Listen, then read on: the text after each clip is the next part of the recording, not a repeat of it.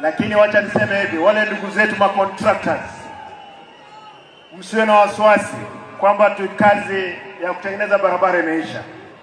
Tuko na project nyingi sana za classrooms, za maji, za hospitali. Tafadhali msikuwe na wasiwasi. Kwa hivyo tutajenga, mtakuwa na kazi. Na kitu kingine nilikuwa nasema, kuna watu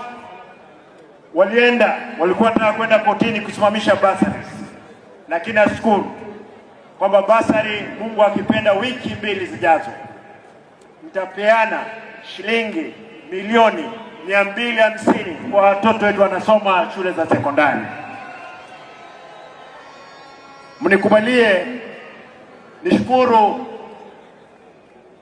pastors, nishukuru bishops.